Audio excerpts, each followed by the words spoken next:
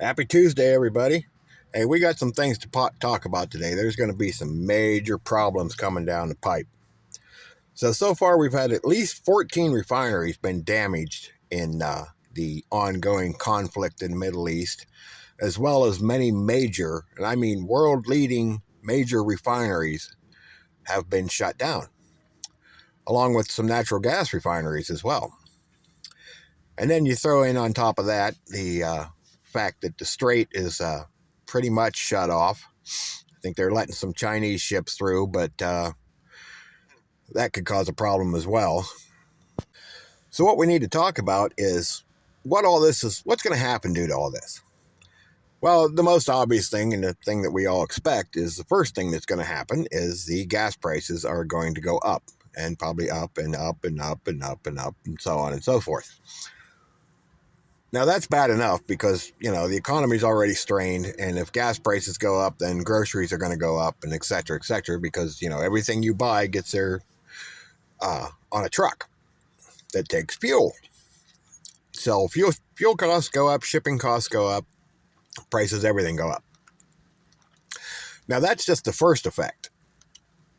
What's going to come down the pipe later on as this conflict continues and more refineries get shut down and boats get sank and so on and so forth is we're going to have a major fuel shortage. Now, I don't know if any of you remember the fuel shortages we had in the 70s and that, but we're talking there ain't going to be any gas. So you need to have a plan in place for what you're going to do if you can't drive anymore. How are you going to get to work? I'm lucky, okay? I got 6 miles. I can walk 6 miles.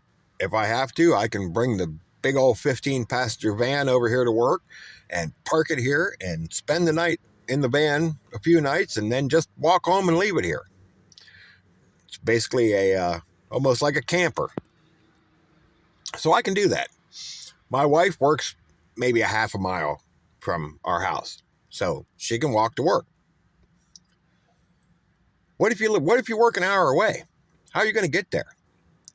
Your boss isn't going to say, well, okay, there's no gas, so I guess you can just stay home. No, that ain't going to happen. Plus, you're going to need every penny you can get. Now, what else is going to happen because of this? Well, if there's no gas, there's no trucks. There's no trucks, there's no groceries. Are you ready for something like that? You better be, and you better have a plan.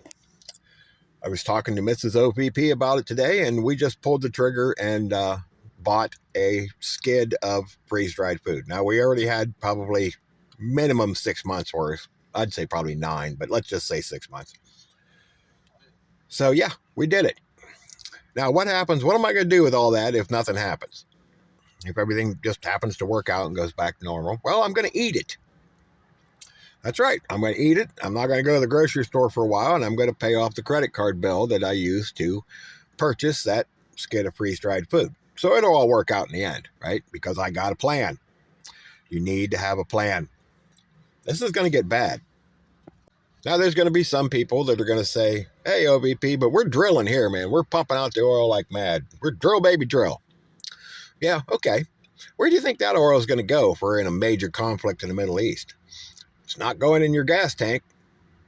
It's going in a ship or a plane or a tank. It's not going to me and you. So you better start stocking up. You better get what you need. If you can get some extra gas and store it right now, do it.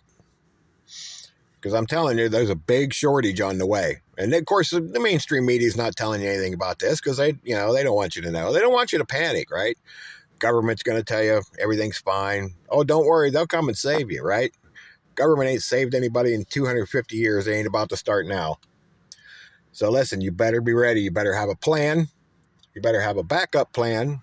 And you better have a backup plan for that backup plan. Because this right here in this picture, is what your grocery store is going to look like if there's no gas. Because the trucks aren't going to be moving. Now, I'm not telling you this to scare you or, we're not the doom and gloom channel here. But I want you to be ready. I want you to have this in mind and make a plan and be prepared. So when it does happen and your neighbors and everybody start freaking out, you just sit back and drink your coffee and go, yep, we're all good here. So listen, stock up, make a plan, get ready. Because this oil and gas thing is going to be a big, big, big problem. Luckily, the whole natural gas thing isn't going to cause us as much of a problem since we're heading into summertime. It'll be spring here. The temperatures will be going up pretty soon. So heating fuel isn't going to be as a necessity as it has to be. But if this drags on into the fall, then that's going to be a major problem. So you might want to fill them tanks up now if you got a chance, just so you got them for next year. Guys, keep prepping. Get all the supplies you can right now. Keep your head on a swivel. We're not quite in crisis mode yet, but man, you can see it from here.